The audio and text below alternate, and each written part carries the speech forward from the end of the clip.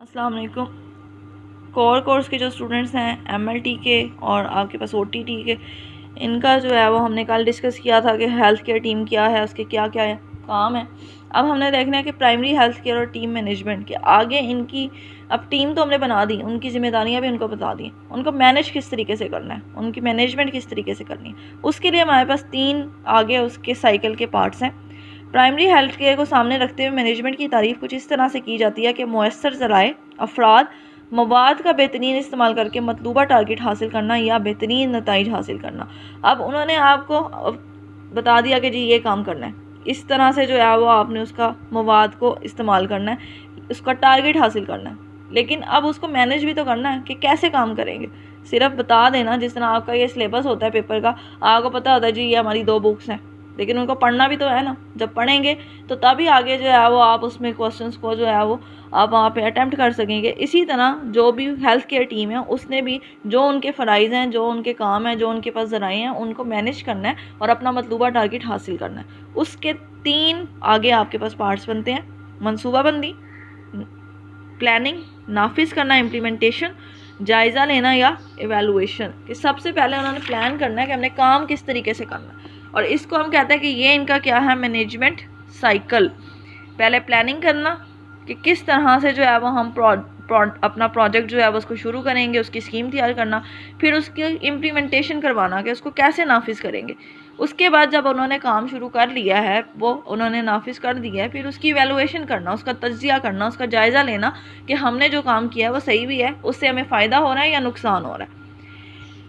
ये जायज़ा लिया जाता है कि किसी स्कीम या प्रोजेक्ट सही से में कामयाबी से चल रहा है या नहीं। यानी team, health leader, health team और कम्युनिटी कोई काम करने का जो फैसला किया था वो नफाज के बाद कामयाबी की सूरत में जा रहा है। इसकी एग्जांपल आपके पास क्या है, जिस तरह पोलियो के वर्कर्स हैं जो घर घर जाके जो है वो पोलियो के कत्ते फैलाते हैं, फिर वो अपना एक पूरा जब काम कर लेते हैं, एक उनकी जब चल रही होती है मुहिम, उसके बाद वो जाके उसकी रेशो निकालते हैं कि कितने बच्चे थे, कितने लोगों ने उनको पोलियो के कतरे पिलाए, कितना इफेक्टिव रहा हमारा ये काम। इसी तरीके से अब वैक्सीनेशन जिस तरह से कोरोना की चल रही है, तो इसमें भी वो देख सकते हैं कि जी हम अगर इतने हमारे पास पेशेंट्स हैं, इतने लोग हैं, कितनों को वैक्सीन लग गई है, कितनी इफेक्टिव है, उसके क्या असरात आ रहे हैं, केसेस में कमी आ रही है या नहीं आ रही। तो इसको हम कहते हैं कि क्या है, ये मैनेजमेंट।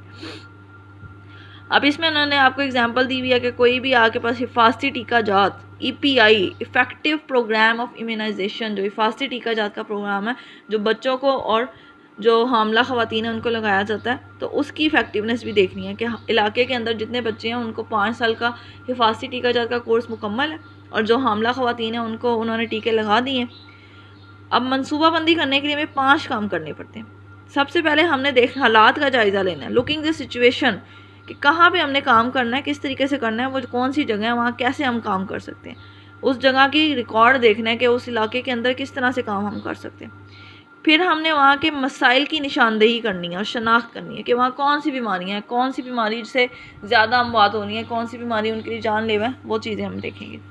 उसके बाद है सेटिंग ऑब्जेक्टिव्स। जब हमें मसाइल का पता चल गया, फिर हमने देखना है कि कौन से मसले को पहले हल करना है। मसलन हेल्थ वर्कर की तरफ से नौज़ायदा बच्चों की registration, reviewing obstacles, trend midwife की कमी को रिवायती दाइयों की ट्रेनिंग से पूरा किया जा सकता है।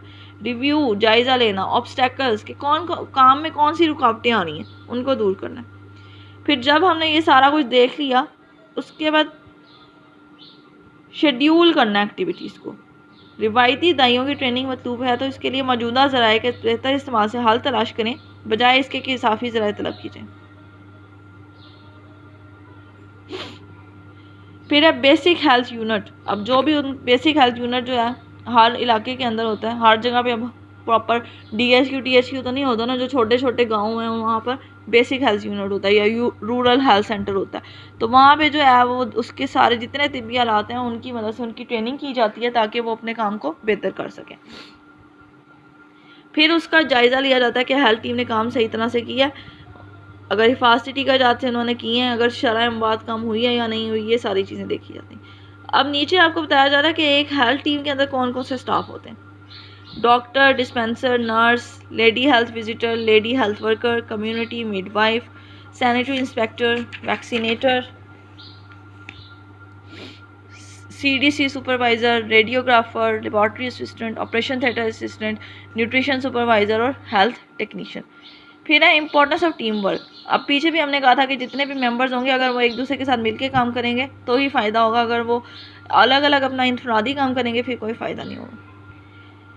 टीम वर्क में लोग नेशनल, सूबाई, ज़िलाई पॉलिसी और तरजीहात के मुताबिक सहूलियात की फरहमी का इंतज़ाम करते हैं। ये लोग सेहत की खिदमत फराहम करने के लिए अमले का इंतज़ाम भी करते हैं और रकम की दस्तियाबी को भी यकीनी बनाते हैं। फिर सबसे ज़रूरी है कि जो भी उन्होंने काम करना है वो सारे प्रोफेशनल बंदे हों और वो सही तरीके से काम करें और वो अपने काम को ज़िम्मेदारी के साथ करें ताकि जो उनका टारगेट है उसको वो अचीव कर सकें। तो यहाँ तक ये आपका टॉपिक था कि health team, primary health care team की मैनेजमेंट साइकिल, और ये कभी कभार अगर 10 नंबर का क्वेश्चन आ भी जाता है। नेक्स्ट आपका आ रहा है नेशनल EPI प्रोग्राम, और जितने भी वो भी आपका पेपर पॉइंट ऑफ व्यू से इम्पोर्टेंट है, वो कल हम डिस्कस करेंगे।